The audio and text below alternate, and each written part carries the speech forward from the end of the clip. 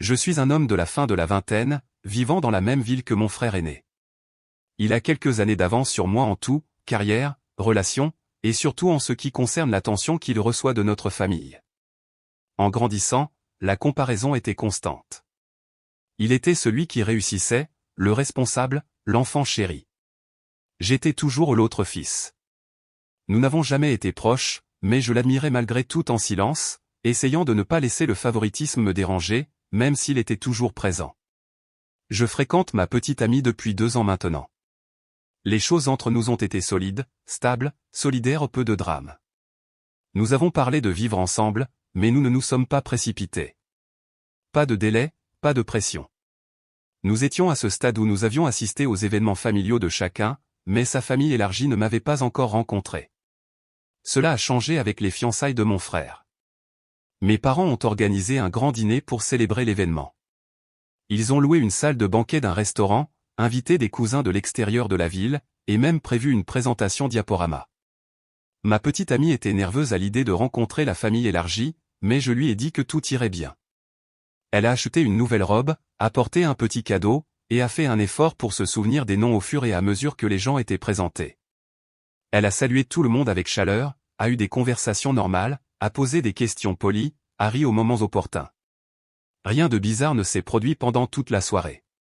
Le dîner s'est terminé, puis sont venues les allocutions. Mon père a dit quelques mots, puis mon frère s'est levé. Il a fait un bref remerciement et a parlé de la chance qu'il avait d'épouser quelqu'un qui apporte la paix et la structure dans sa vie. Puis il a fait une pause, a regardé autour de la salle, et a dit qu'il y avait une autre chose. Il a dit que sa fiancée avait une limite qu'elle espérait que tout le monde respecterait. Cette limite était la suivante: je ne serais pas invité au mariage si je continuais ma relation avec ma petite amie. On aurait pu entendre une mouche voler. J'ai regardé ma petite amie, son sourire s'est effondré instantanément. Elle a cligné des yeux, comme si elle n'arrivait pas à croire ce qu'elle venait d'entendre.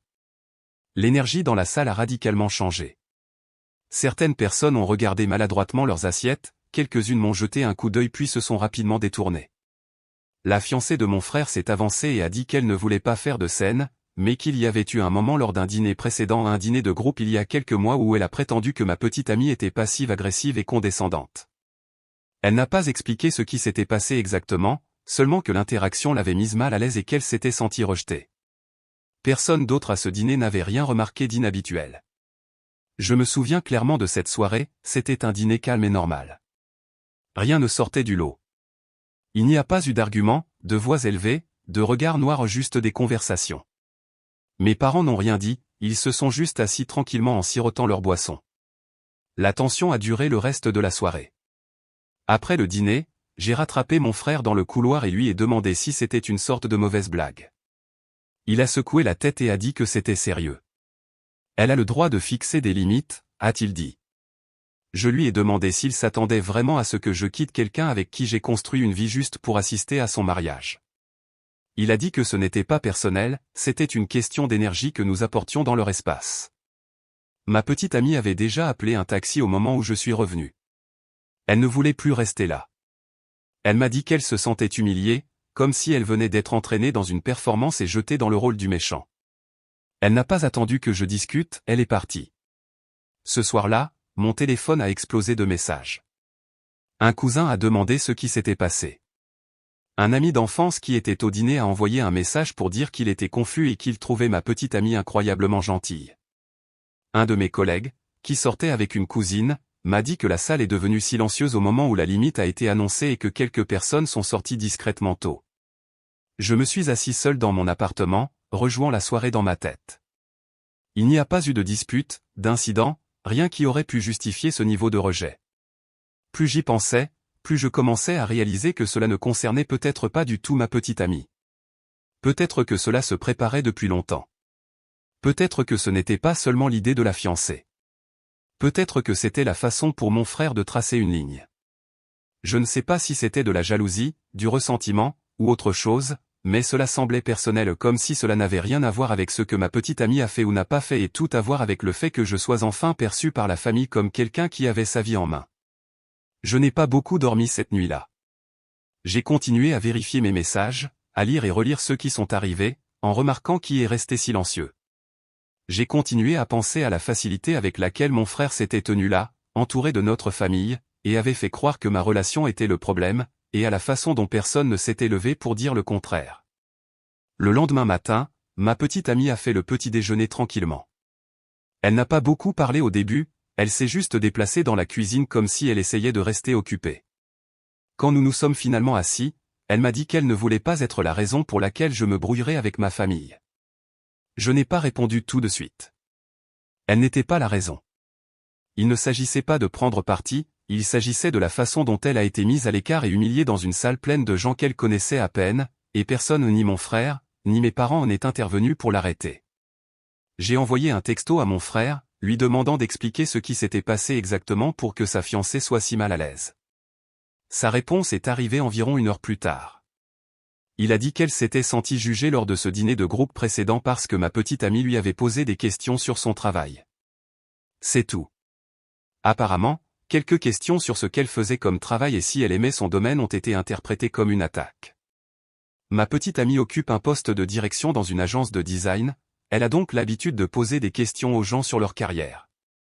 C'est juste sa façon de parler aux nouvelles personnes. Elle n'a rien dit de sarcastique ou de chargé, elle avait même complimenté la robe de la fiancée ce soir-là.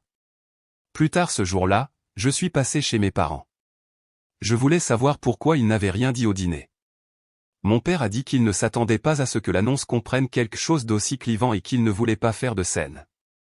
Ma mère a dit qu'elle essayait simplement de maintenir une soirée paisible. Je leur ai rappelé que quelqu'un que j'aime avait été publiquement exclu sans raison, et ils se sont tous les deux contentés de cela. Mon père a dit qu'il valait mieux aller de l'avant et ne pas faire de ce mariage un sujet de discorde. Ma mère a ajouté, ce n'est qu'un mariage, les choses vont se calmer. Sur le chemin du retour, j'ai réalisé quelque chose, ils attendaient tous que je cède. Personne n'avait remis en question la demande elle-même, seulement ma réaction. Quelques heures plus tard, ma petite amie m'a montré un message qu'elle venait de recevoir. C'était de la fiancée de mon frère.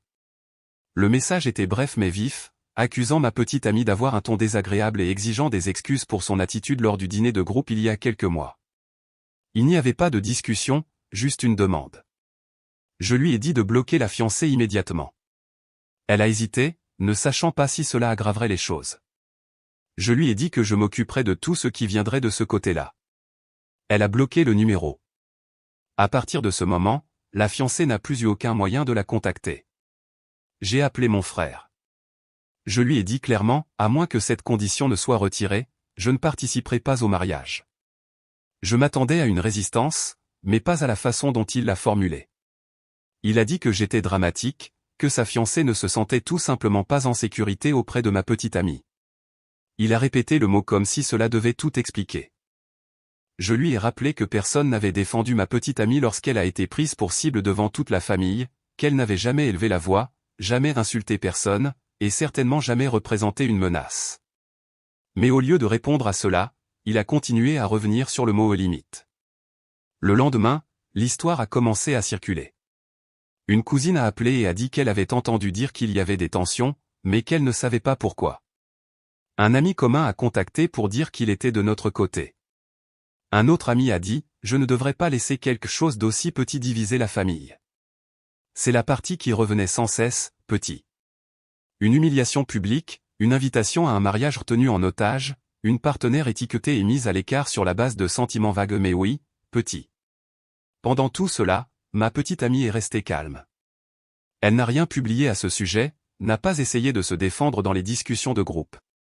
Elle m'a dit de gérer les choses comme je le pensais juste et m'a dit qu'elle avait confiance en mon jugement. Mais je pouvais le voir dans ses yeux, cela ne la quitterait pas de sitôt. Elle n'avait jamais rien fait pour mériter d'être traitée de cette façon, et pourtant, c'était elle que les gens attendaient qu'elle recule. J'ai ouvert un dossier privé sur mon ordinateur portable et j'ai commencé à rassembler tout, la vidéo du discours du dîner, le message de la fiancée, les textos entre mon frère et moi.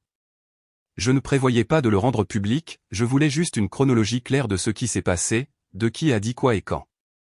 Si les choses allaient plus loin et j'avais le sentiment que cela pourrait arriver, j'avais besoin d'avoir tout prêt. Quelques jours après que ma petite amie ait bloqué la fiancée de mon frère, un message vague est apparu sur l'un des comptes de médias sociaux de la fiancée. La légende disait, les gens jaloux dans la famille ne supportent pas de voir les autres heureux. Un certain chaos est auto-créé. Cela ne nommait personne, mais cela n'avait pas besoin de le faire. En quelques heures, 2 cousins m'ont envoyé des captures d'écran et m'ont demandé de quoi il s'agissait. D'autres ont aimé et commenté des choses comme « surpassez cela » et « vous ne devez aucune explication à personne ». L'un d'eux a même republié le message avec un message cryptique « La vérité finit toujours par gagner ». Le même jour, un de mes cousins qui était présent au dîner de fiançailles m'a appelé en privé. Il m'a dit qu'il avait regardé à nouveau un extrait vidéo que quelqu'un avait pris pendant le discours et qu'il avait confirmé ce que je savais déjà, ma petite amie n'avait réagi qu'avec du choc. Il n'y avait pas de roulement des yeux, pas d'attitude, rien qui puisse expliquer qu'elle soit mise à l'écart comme ça.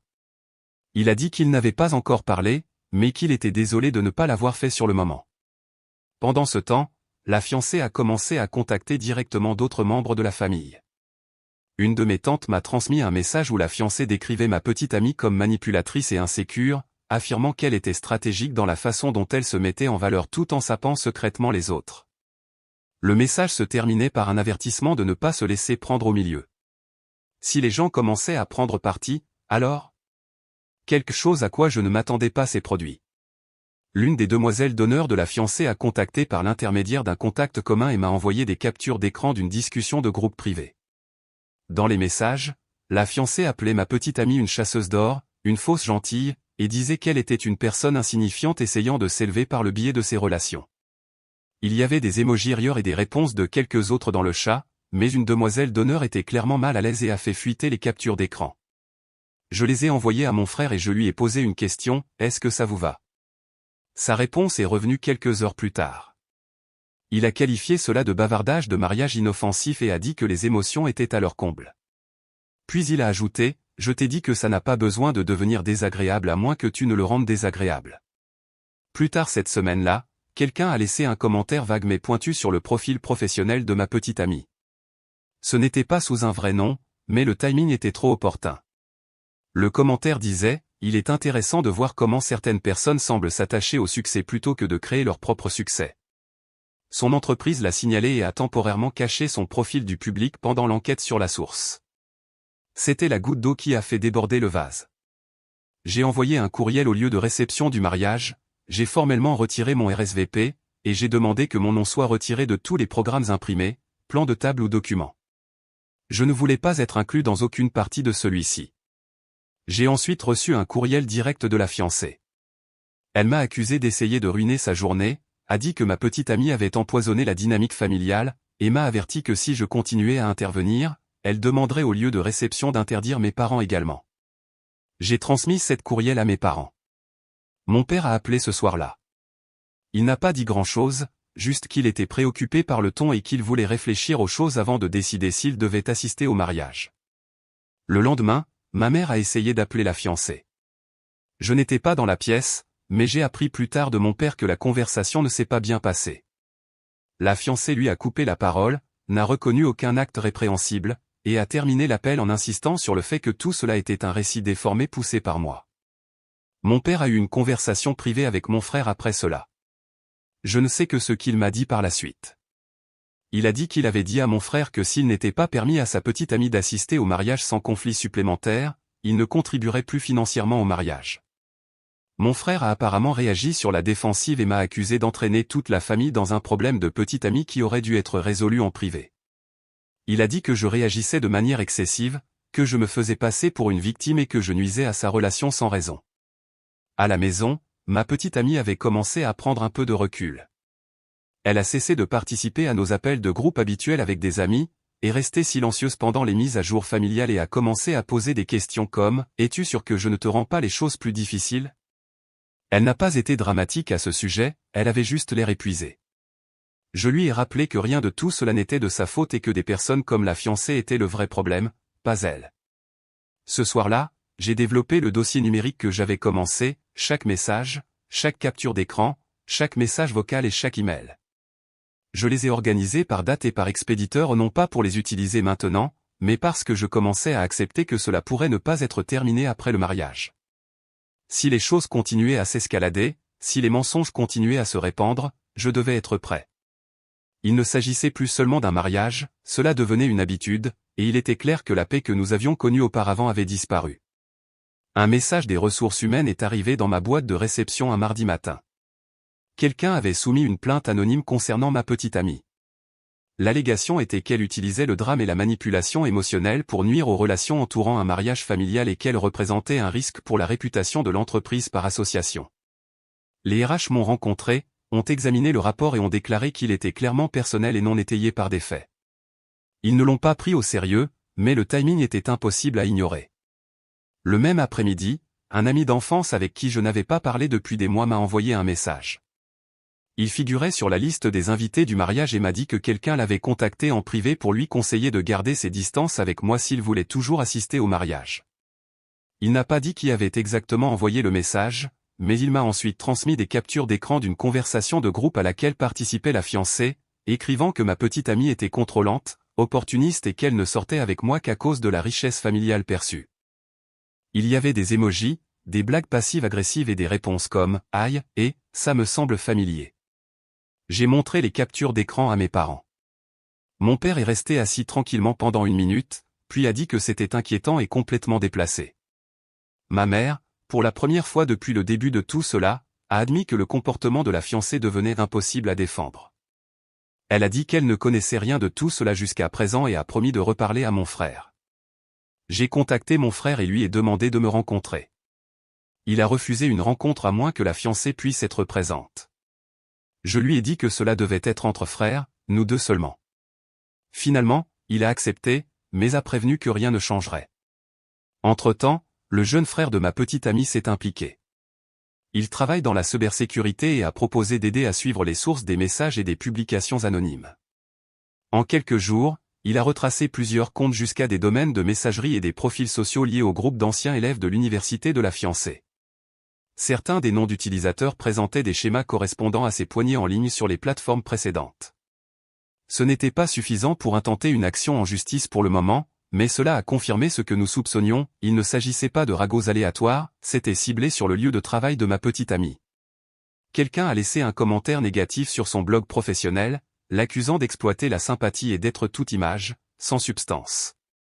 Encore une fois, cela provenait d'un pseudo anonyme, mais cela correspondait au même style d'écriture que les publications précédentes. Son entreprise, bien que compréhensive, l'a discrètement réaffectée à des rôles non tournés vers l'extérieur pour le moment. Elle n'a pas été rétrogradée, mais sa visibilité a chuté du jour au lendemain. Mon oncle a organisé un petit dîner ce week-end et nous a tous les deux invités. Il m'a pris à part après le repas et m'a raconté quelque chose que je n'avais jamais entendu auparavant. Quelques années auparavant, la fiancée s'était disputée avec sa cousine à propos d'un problème d'entreprise familiale. La cousine avait obtenu un contrat que la fiancée voulait, et peu de temps après, des rumeurs ont commencé à circuler selon lesquelles la cousine était difficile et peu éthique. Finalement, cette cousine s'est retirée complètement de la famille. Mon oncle ne l'a pas dit directement, mais il était clair qu'il voyait des parallèles avec ce qui se passait maintenant. Des messages de soutien ont commencé à affluer.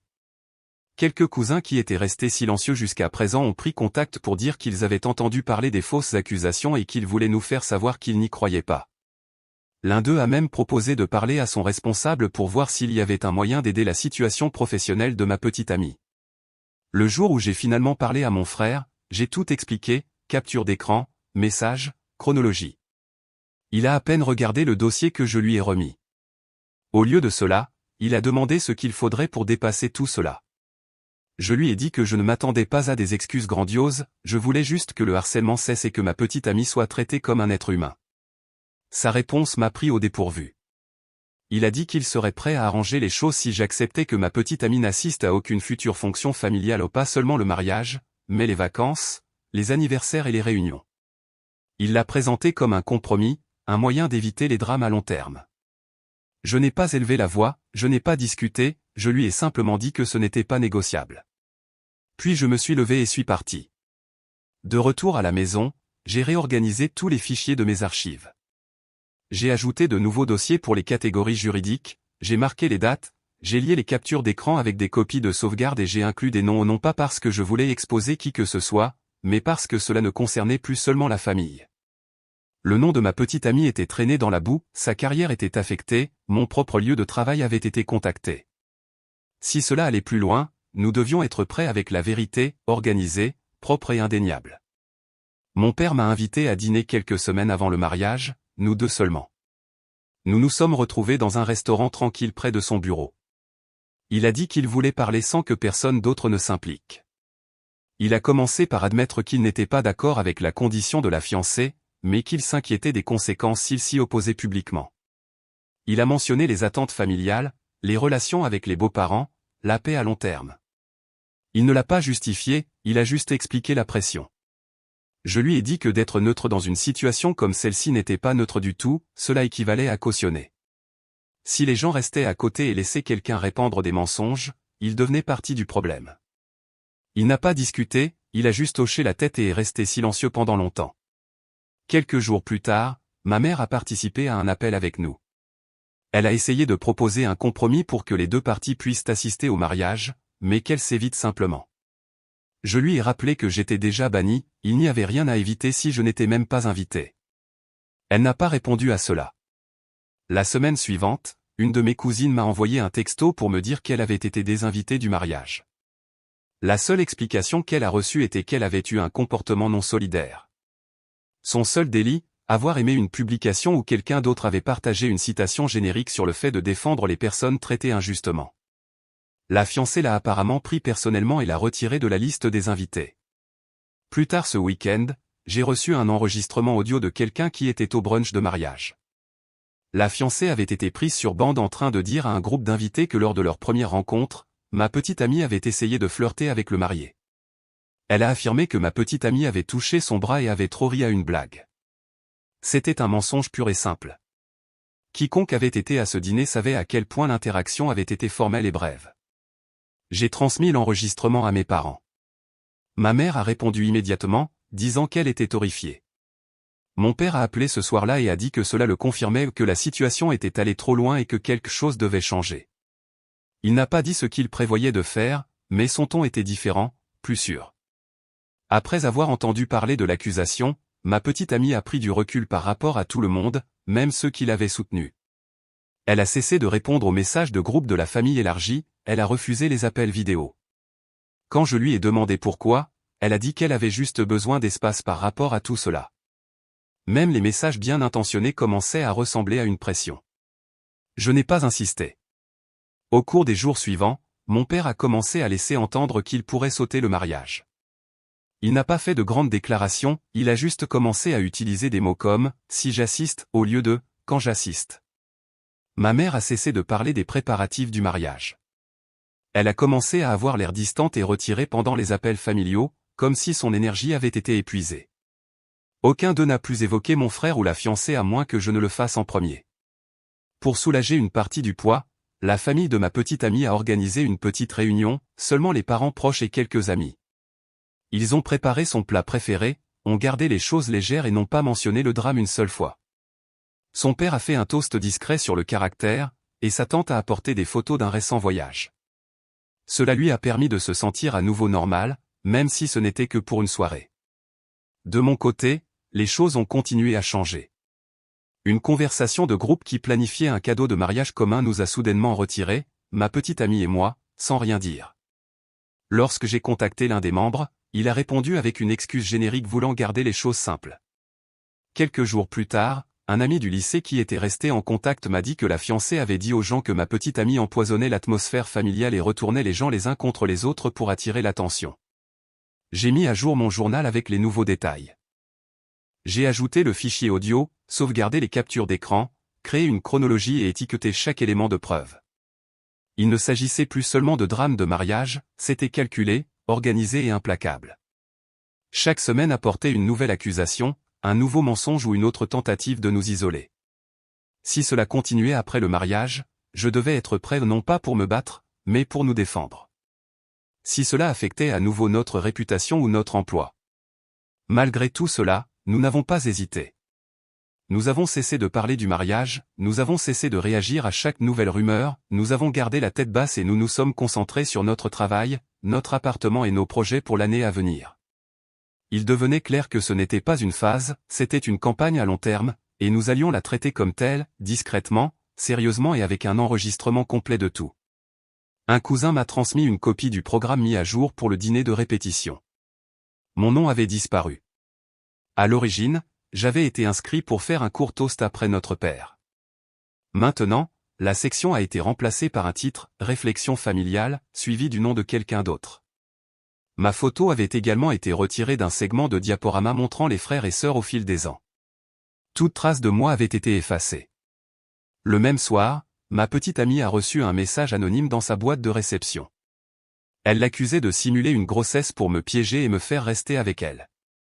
Le message incluait nos noms complets et les détails de notre lieu de travail. Nous n'avions rien publié de personnel sur aucun support, et il n'y avait pas de grossesse. L'affirmation était totalement fabriquée, mais le niveau de détail et le timing ont montré clairement qu'il ne s'agissait pas d'un troll aléatoire. Nous avons pris rendez-vous avec un avocat le lendemain matin. Nous avons apporté des imprimés de chaque message, capture d'écran, email et mémo vocal que nous avions sauvegardés. L'avocat a examiné le tout et a confirmé qu'il y avait une forte possibilité de diffamation et de harcèlement ciblé, mais il nous a conseillé de ne pas déposer de plainte tant que nous n'avions pas une autre preuve claire et vérifiable reliant les messages directement à la fiancée ou à une personne sous ses instructions.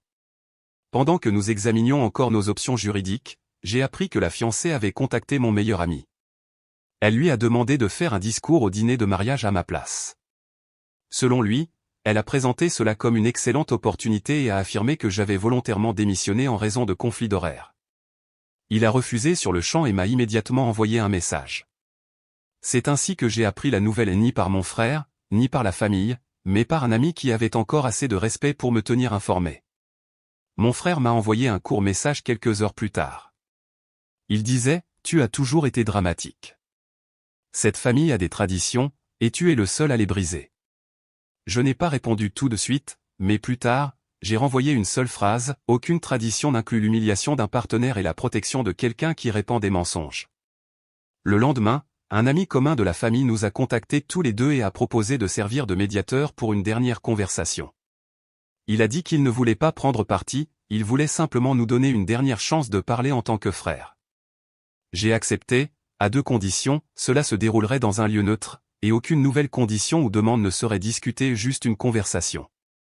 Nous nous sommes rencontrés dans une petite salle de réunion louée dans un espace de coworking. Mon frère est arrivé seul.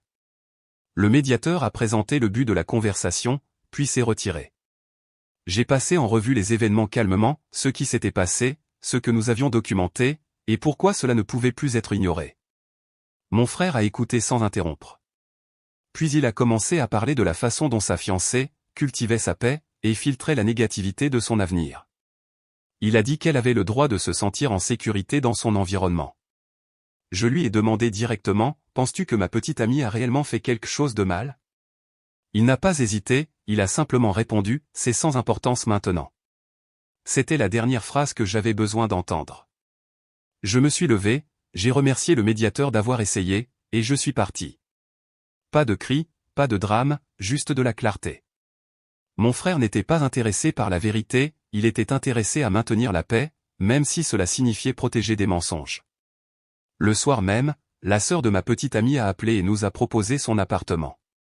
Elle habitait à environ 30 minutes et a dit que nous pouvions y rester si nous voulions disparaître pendant quelques jours pendant le mariage.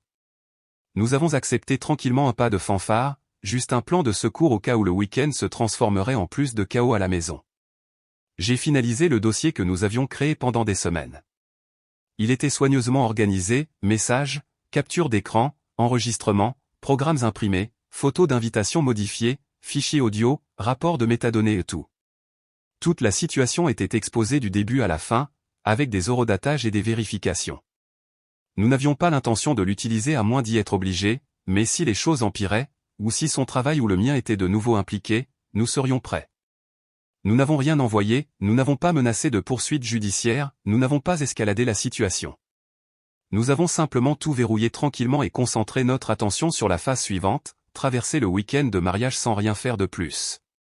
Nous en avions fini d'essayer de changer la vie de quiconque. La seule chose qu'il restait à protéger était l'un l'autre. 2 jours avant le début de la semaine du mariage, j'ai trouvé une enveloppe non marquée devant la porte de mon appartement. Elle n'avait pas été envoyée par la poste, elle avait simplement été déposée là. À l'intérieur se trouvaient 3 photos imprimées de moi et de ma petite amie, une d'un dîner de groupe, une d'une fête de fin d'année, et une d'un événement public auquel nous avions assisté l'année dernière. Tout avait des légendes haineuses griffonnées dessus à l'encre rouge. Des mots comme « parasite »,« chercheuse d'attention » et « briseuse de foyer » étaient écrits sur son visage. Sur une photo, ses yeux étaient rayés. J'ai immédiatement signalé cela à la direction de l'immeuble. Ils ont récupéré les images des caméras de sécurité de l'entrée principale. Bien que l'angle principal de la caméra n'ait pas donné une vue claire, un voisin d'en face avait une caméra de sécurité face à sa porte. Ces images ont filmé une personne portant un manteau à capuche en train de déposer l'enveloppe devant notre porte vers 4h30 du matin. Une partie d'une plaque d'immatriculation était visible lorsque la personne est montée dans une voiture et est partie.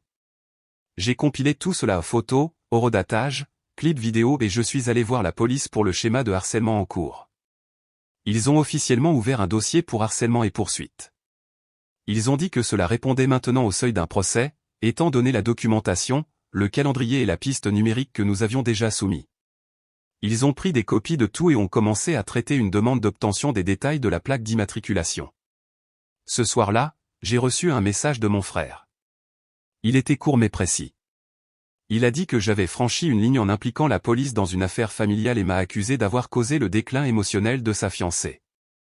J'ai répondu une fois, cela a cessé d'être un problème familial lorsque les menaces, les mensonges et les calomnies ont commencé à affecter notre sécurité.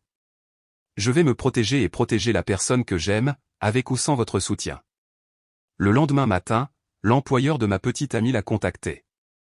Ils avaient surveillé les récentes mentions en ligne de son nom après que quelqu'un l'ait lié à une controverse par des commentaires vagues.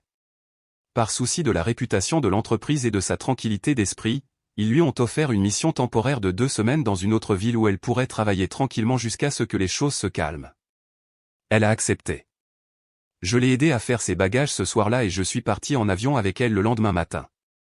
Nous sommes restés dans une location de courte durée près du nouveau bureau. Ce n'était pas des vacances, c'était du contrôle des dégâts, mais cela nous a donné de l'espace. Elle a travaillé pendant la journée, j'ai passé du temps à sauvegarder nos fichiers et à vérifier les mises à jour de l'enquêteur affecté à notre rapport. Une cousine nous a contactés pendant notre absence. Elle avait des captures d'écran d'une conversation de groupe où la fiancée se vantait de s'être enfin débarrassée d'elle avant le grand jour. Le ton était moqueur, le timing correspondait à la semaine où nous avons déménagé. J'ai envoyé les captures d'écran à mes parents. Mon père a appelé tout de suite et a dit qu'il avait pris sa décision, si la petite amie n'était pas la bienvenue, il n'assisterait pas au mariage. Ma mère, toujours visiblement déchirée, a dit qu'elle n'assisterait pas non plus, mais a suggéré que nous organisions tranquillement un dîner pour la famille de la petite amie. Le soir même, elle a proposé d'aider à le coordonner sans en faire un contre-événement public. Une amie de l'université, qui était restée dans les 2 cercles, le mien et celui de mon frère, au fil des ans, a partagé autre chose avec moi. Elle avait parlé à la fiancée par le passé, lors de petites réunions. Selon elle, la fiancée avait un jour admis se sentir moins raffinée autour de ma petite amie. Il ne s'agissait de rien que ma petite amie avait fait, juste de la façon dont elle se comportait, de sa confiance en elle, de sa carrière. L'amie a dit que la fiancée la considérait comme une concurrente, pas comme une menace. Cette phrase est restée. Le week-end, je suis retourné voir ma petite amie pendant sa mission. Nous sommes restés à l'intérieur, avons préparé le dîner et nous sommes promenés dans un parc près de son immeuble. Nous avons parlé de tout ce que nous avions déjà vécu, de ce que nous voulions pour l'avenir, et de l'importance de ne pas laisser ce gâchis nous pousser à prendre des décisions pour lesquelles nous n'étions pas prêts. Pas de discussion de proposition, pas de précipitation, juste de la respiration. À mon retour à la maison après ce week-end, j'ai remarqué quelque chose de bizarre sur ma voiture sur le parking, les 4 pneus avaient été crevés. Les images de sécurité du garage ont filmé le même véhicule que lors de l'incident de l'enveloppe, même plaque, même marque et même modèle. La police a ajouté cela au rapport, le qualifiant maintenant d'escalade. J'ai informé mon frère de l'incident et je lui ai donné une brève mise à jour sur l'enquête de police. Il n'a posé aucune question, au lieu de cela, il a répondu par un ultimatum, laisse tomber ça, ou tu seras complètement coupé. Tu as fait ton choix. Je n'ai pas répondu, il n'y avait plus rien à dire.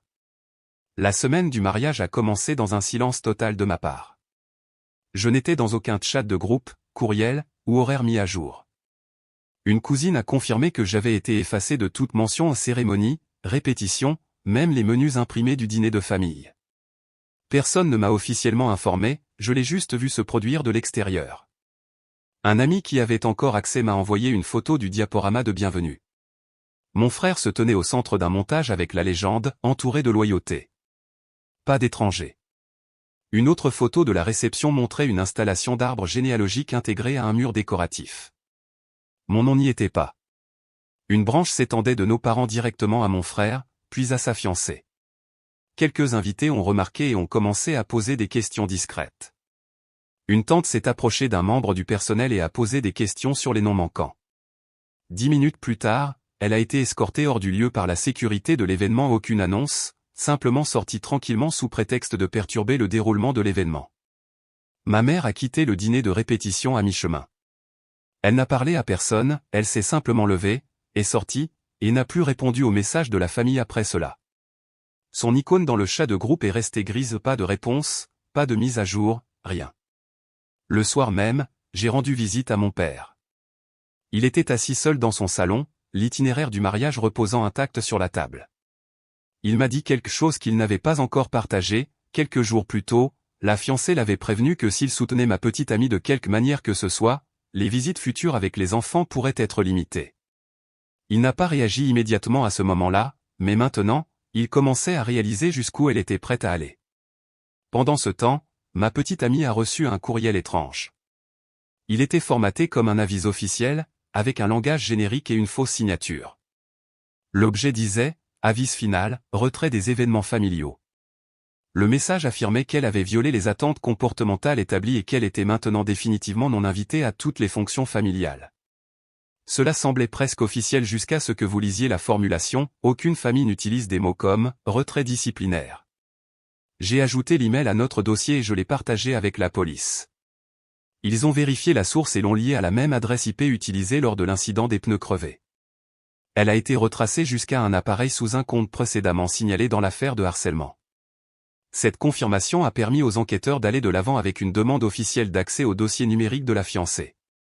Le mariage a eu lieu, mais la liste des invités avait diminué.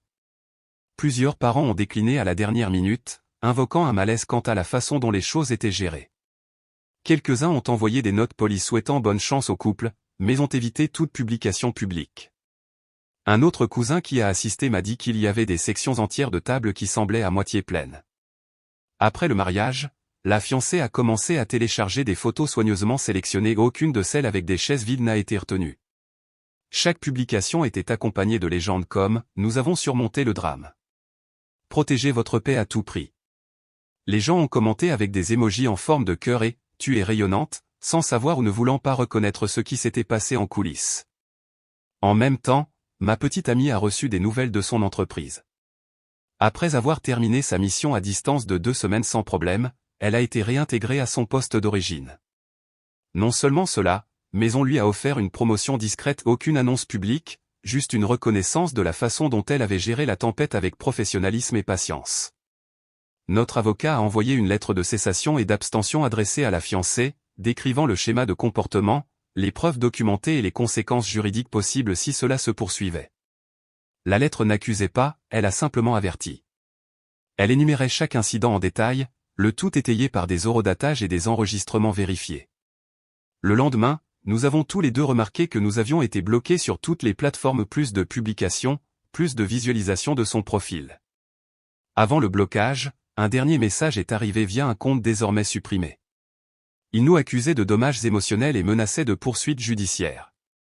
Nous n'avons pas répondu, notre avocat nous a conseillé de le sauvegarder et de l'ignorer.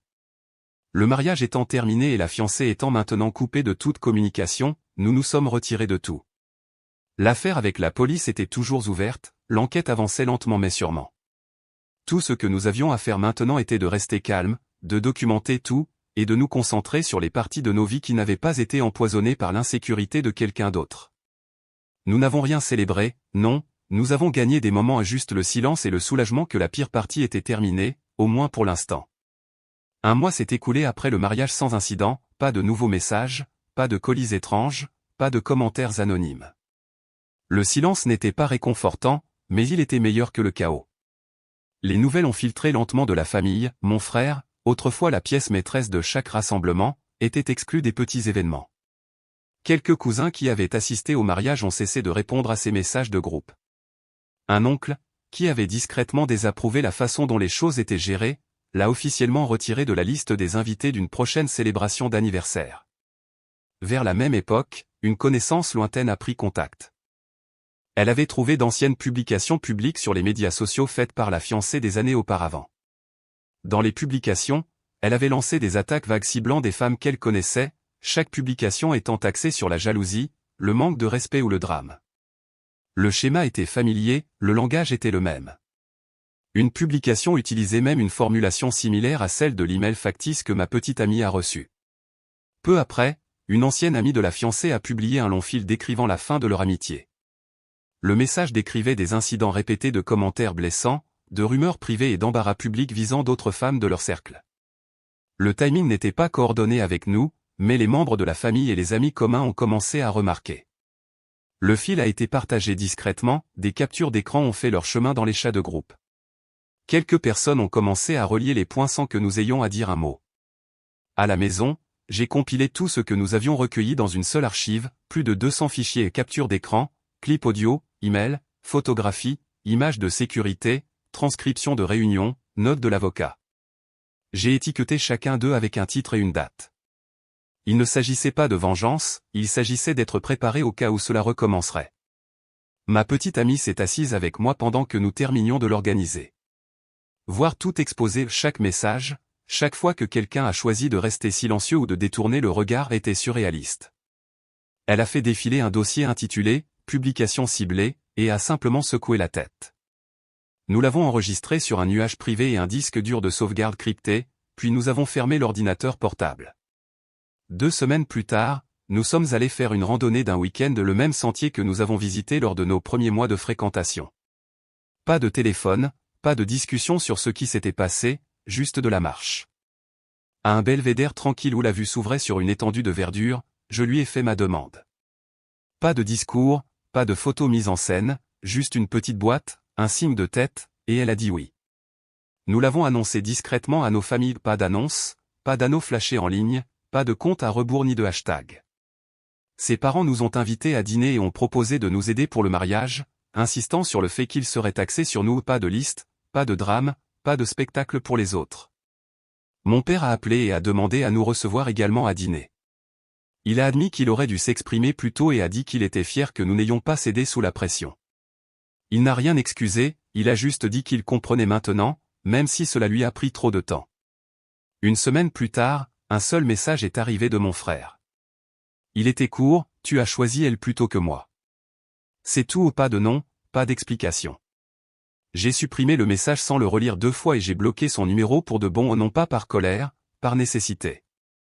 Cette porte ne s'ouvrirait plus jamais. Au travail, j'ai été promu, un nouveau projet est arrivé, et on m'a demandé de le diriger. Pendant ce temps, ma petite amie est retournée à son poste à temps plein et a accepté un poste de direction. Nous avons commencé à chercher une maison quelques jours plus tard, rien de voyant, juste quelque chose de calme avec de l'espace pour grandir. Quelques amis qui s'étaient éloignés pendant le chaos ont repris contact. La plupart ont commencé par des excuses, quelques-uns ont admis qu'ils avaient cru la fiancée ou étaient restés silencieux par malaise. Je ne les ai pas tous accueillis, certains avaient tout vu se passer et n'avaient rien dit. J'ai pardonné à ceux qui sont restés neutres ou discrètement solidaires, mais je n'ai pas offert de seconde chance à ceux qui ont contribué au problème. Nous avons établi une règle pour quiconque entre de nouveau dans notre espace, si quelqu'un parle de mon frère ou de la fiancée dans le but de revenir sur ce qui s'est passé ou de pousser à la réconciliation, c'est fini, pas d'avertissement, pas de conversation, simplement coupé. Nous l'avions déjà vécu, nous n'allions pas le revivre pour le confort des autres. Nous n'avons rien gagné, il n'y avait pas de trophée, mais nous avons établi des limites que personne ne pourrait plus tordre, tester ou franchir non pas parce que nous avions besoin de protection, mais parce que nous avons gagné la paix à la dure, et nous n'allions pas laisser personne nous la reprendre.